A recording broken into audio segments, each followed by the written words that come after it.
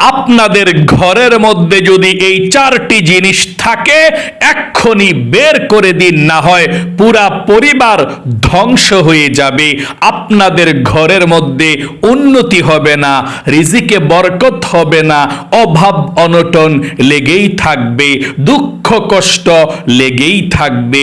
এই চারটি জিনিস যদি আপনাদের ঘরে থাকে, নবীজি বলেছেন আল্লাহর যেই রহমতের ফেরেশতা, এই রহমতের ফেরেশতা আপনাদের ঘরের মধ্যে রহমত নিয়ে আসতে পারে না। আর যদি আপনার ঘরে আল্লাহর রহমত না পৌঁছে, তাহলে শয়তান আপনাদের ঘরে বাসা বেঁধে থাকতে শুরু করে দেয়। আপনাদের ঘরের মধ্যে ঝগড়া ফাসাদ, বালা মুসিবত, বিপদ আপদ, বড় বড় রোগ সুখ, যত অশান্তি পেরেশানি আছে সব এসে বাসা বাঁধবে, আর আপনাদের পুরা পরিবার ধ্বংস হয়ে যাবে। পুরা পরিবারটা, ঘরটা জাহান্নামের টুকরা হয়ে যাবে। এই জন্যে সাবধান প্রিয় দিনী ভাই এবং মহিলা মা ও বোনেরা, এই চারটি জিনিস যদি আপনাদের ঘরের মধ্যে থাকে, আপনারা আজকেই এক্ষুনি ভিডিওটি শেষ হওয়ার পরে আপনারা সেই জিনিসগুলো ঘর থেকে বের করে দিবেন, না হয় বিপদের মধ্যে পড়ে যাবেন, বালা মুসিবতের মধ্যে পড়ে যাবেন। প্রিয় দিনী ভাই এবং মহিলা মা ও বোনেরা, কোন চারটি জিনিস আপনাদের ঘরের মধ্যে থাকলে পুরা পরিবার ধ্বংস হয়ে যাবে, অভাব অনটন লেগেই থাকবে? আমি বলে দেব, মনোযোগ সহকারে আপনাকে কথাগুলো শুনতে হবে। আল্লাহ রাব্বুল আলামিন পবিত্র কোরআনুল কারীমের মধ্যে বড় সুন্দর করে আল্লাহ বলেছেন, ظهر الفساد في البر والبحر بما كسبت أيدي الناس ليذيقهم بعض الذي عملوا لعلهم يرجعون। আল্লাহ বলেছেন, জল এবং স্থলের মধ্যে যেই সমস্ত প্রাণীগুলো রহিয়াছে, তারা প্রত্যেকের নিজের হাতের কামাইয়ে সুফল এবং কুফলকে ডেকে আনে। নিজের হাতের কামাই ভালো হচ্ছে, নিজে ভালো কাজ করেছেন তার জন্য ভালো হচ্ছে, খারাপ হয়েছে বা সময়টা খারাপ যাচ্ছে, অবশ্যই গুনাহের কাজ করেছেন, এমন কাজের কারণে আপনার সময়টা খারাপ যাচ্ছে।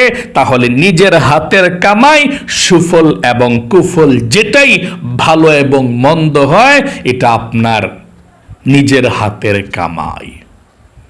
আপনারা অনেকে বলেন, হুজুর আমাদের ঘরের মধ্যে উন্নতি হয় না, রিজিক কখনো আমাদের ঘরের মধ্যে আল্লাহ পাঠায় না, বৃদ্ধি করে দেয় না, আমরা অভাব অনটনের মধ্যে থাকি, ঋণগ্রস্ত হয়ে আছি, টাকা পয়সা নাই, চতুর্দিকে শুধু অভাব আর অভাব, আমাদের ঘরের মধ্যে অভাব লেগেই থাকে, দূর হয় না। কিভাবে আপনার ঘর থেকে অভাব দূর হবে? আল্লাহর নবীজি বলেছেন, এই চারটি জিনিস আপনার ঘরে থাকলে অভাব লেগেই থাকবে, অশান্তি লেগেই থাকবে। আজকে আলোচনাটি শুনে মনোযোগ সহকারে বুঝবেন, চারটি জিনিসের মধ্যে কয়টি জিনিস আপনাদের ঘরের মধ্যে আছে। চলুন এক্ষুনি বলছি, কোন চারটি জিনিস ঘরের মধ্যে থাকলে আল্লাহ রাব্বুল আলামিনের নূরের ফেরেশতারা আপনাদের ঘরের মধ্যে আসবে না।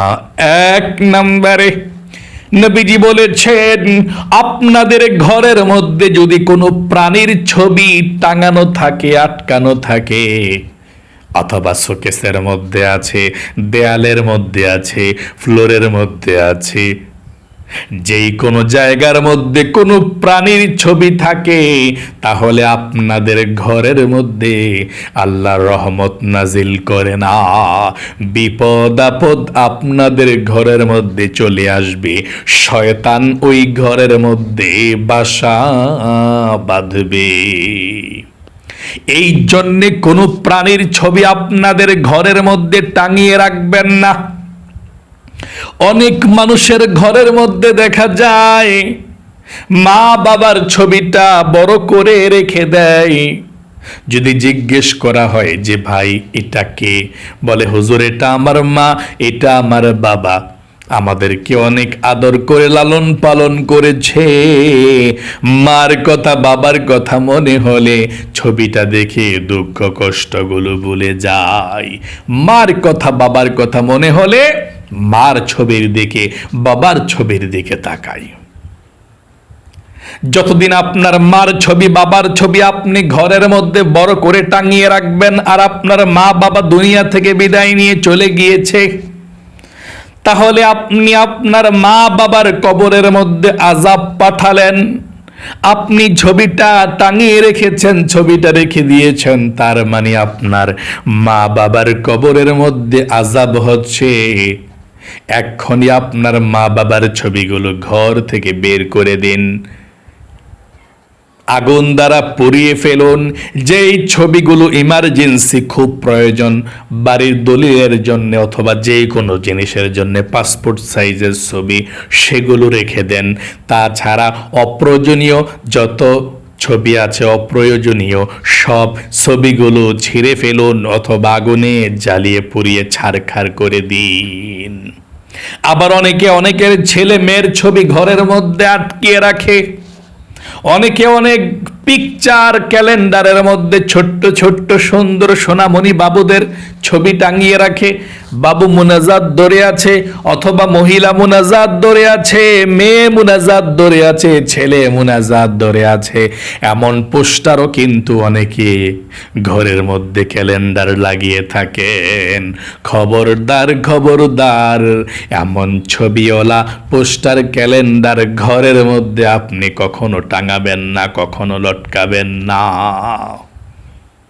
এখন বলতে পারেন হুজুর ঘরের মধ্যে তো আমাদের ছবি আছে, তাহলে আমাদের ঘরে আল্লাহর ফেরেশতা আসবে কিনা? আমি বলবো যেই ছবিগুলো আপনাদের প্রয়োজন সেই ছবিগুলো রাখতে পারেন, তবে সেগুলো চোখের সামনে যাতে না দেখা যায় আড়াল করে সুন্দর করে বোটে ব্যাগের মধ্যে রেখে দিবেন, কোনো সমস্যা নেই। কিন্তু যে ছবিগুলো চোখের সামনে ভাসে ওই ঘরের মধ্যে, ওই রুমের মধ্যে আল্লাহর নূরের ফেরেশতা আসবে না। এই জন্যে যে কোনো প্রাণী হোক, কোনো প্রাণীর ছবি মূর্তি ঘরের মধ্যে আপনি রাখবেন না। যেই কোনো প্রাণী, যে জিনিসটার প্রাণ আছে ওই জিনিসটা, ওই পশু পাখি যে কোনো জিনিস হোক, কোনো প্রাণীর ঘরে ছবি রাখতে পারবেন না। রাখলে ফেরেশতা রহমত নিয়ে আসবে না, বিপদ আপদ বালা মুসিবত লেগেই থাকবে।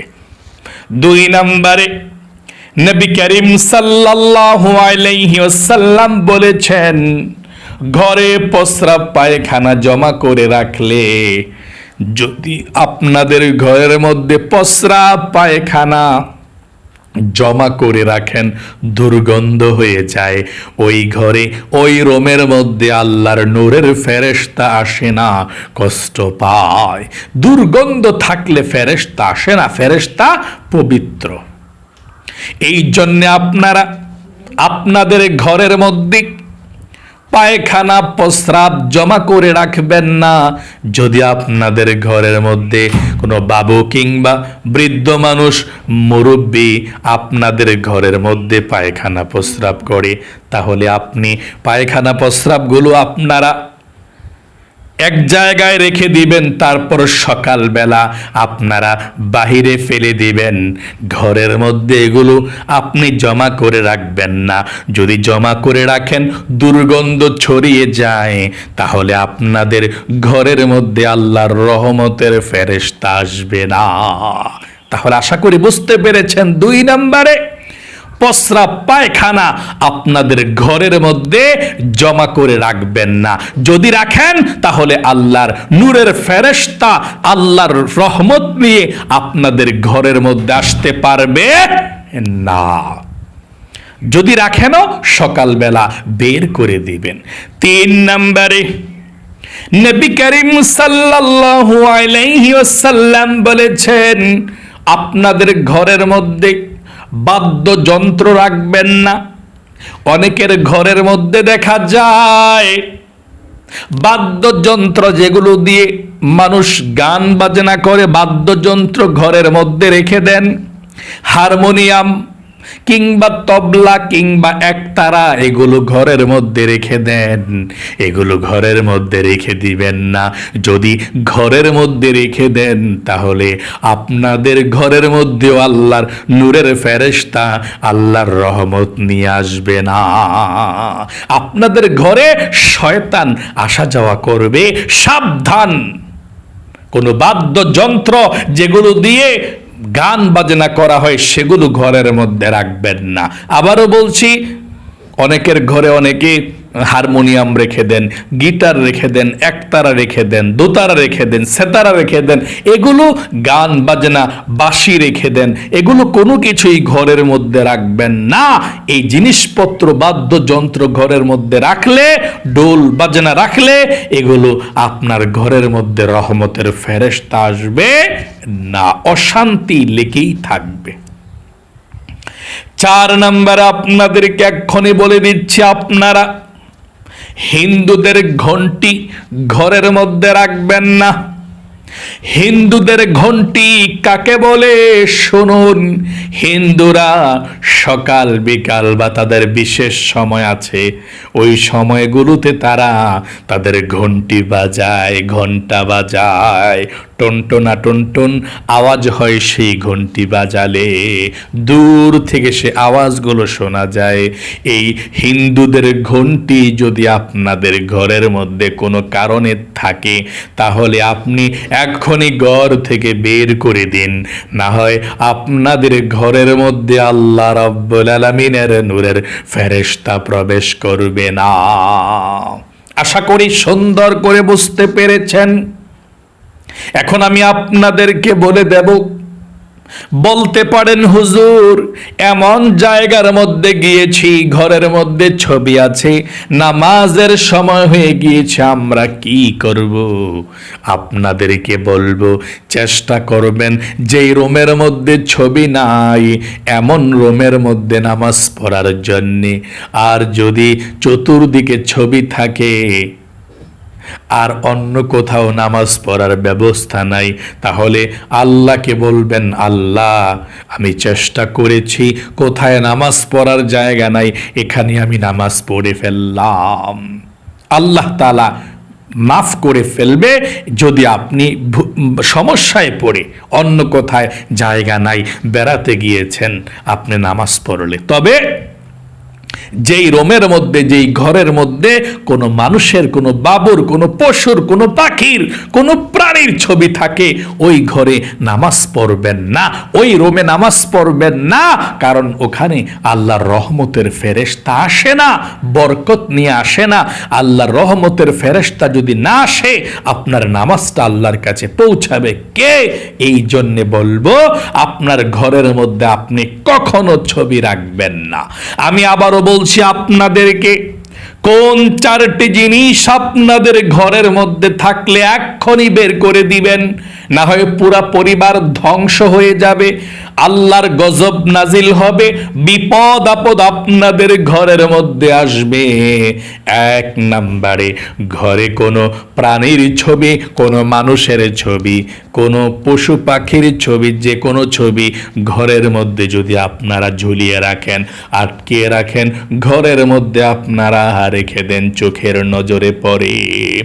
2 নম্বরে, ঘরে প্রস্রাব পায়খানা যদি আপনারা জমা করে রাখেন আর সেগুলো থেকে যদি দুর্গন্ধ ছড়ায়, দুষ্ট জিন পর্যন্ত আপনাদের ঘরের মধ্যে চলে আসতে পারে।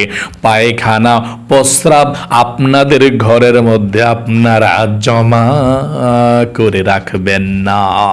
যদি রাতের বেলা জমা হয়, কোনো বাবু থাকে বা বৃদ্ধ মানুষ থাকে, রাতের বেলা জমা করে রাখবেন। সকালবেলা ফজর নামাজটা পড়ার পরে সকাল সকাল আপনি এগুলো ঘর থেকে বের করে দিবেন, পরিষ্কার পরিচ্ছন্ন করে ফেলবেন। আপনি মনে রাখবেন, আত্মহুর শাতরুল ঈমান, নবীজি বলেছেন পবিত্রতাই হচ্ছে ঈমানের অংশ। আপনি পবিত্রতা অর্জন করবেন। আপনি সুন্দর করে পরিষ্কার পরিপাটি করে ফেলবেন ঘরটাকে। 3 নম্বরে, আপনাদের ঘরের মধ্যে যদি কোনো বাদ্যযন্ত্র থাকে আপনি বের করে দিবেন। কি কি বাদ্যযন্ত্র শুনুন: বাঁশি, হারমোনিয়াম, গিটার, একতারা, দোতারা বা যেই কোনো বাদ্যযন্ত্র যেগুলো দিয়ে গান বাজনা করা হয় সেগুলো যদি ঘরের মধ্যে থাকে বের করে দিন। সেগুলোকে আপনি আর ঘরের মধ্যে রাখবেন না, রাখলে আপনাদের ঘরে আর শান্তি আসবে না। সর্বশেষ, হিন্দুদের ঘন্টি যদি আপনাদের ঘরের মধ্যে থাকে, অনেকের ঘরের মধ্যে হিন্দুদের ঘন্টিটা থাকে যে কোনো কারণে আপনাদের ঘরের মধ্যে আপনারা রেখে দিয়েছেন, খবরদার হিন্দুরা যে ঘন্টি বাজায় এই ঘন্টি আপনাদের ঘরে রাখবেন না। রাখলে অশান্তি, আল্লাহর গজব চলে আসবে, বিপদ আপদ বালা মুসিবত আপনাদের লেগেই থাকবে। আল্লাহ আপনাদের সকলকে ভালো রাখুক এবং দিনের উপরে রাখুক, সব সময় সুস্থ রাখুক, লক্ষ লক্ষ টাকার মালিক আল্লাহ আপনাদেরকে বানিয়ে দেখ। সকলে কমেন্ট বক্সের মধ্যে লিখবেন আমিন এবং ভিডিওতে একটি লাইক দিবেন। যারা কমেন্ট বক্সের মধ্যে আমিন লিখেছেন এবং ভিডিওতে একটি লাইক দিয়েছেন, ও আল্লাহ তাদেরকে তুমি কবুল করো, মঞ্জুর করো, জীবনে একবার হলেও মক্কা মদিনায় নাও, আমিন। আজ এ পর্যন্তই, আবারও অন্য কোনো ভিডিওতে দেখা হবে ইনশাআল্লাহ। সেই পর্যন্ত আপনাদের সকলের সুস্বাস্থ্য আল্লাহর কাছে কামনা করে আজ এখানে বিদায় নিচ্ছি। আসসালামু আলাইকুম ওয়া রাহমাতুল্লাহি ওয়া বারাকাতুহু।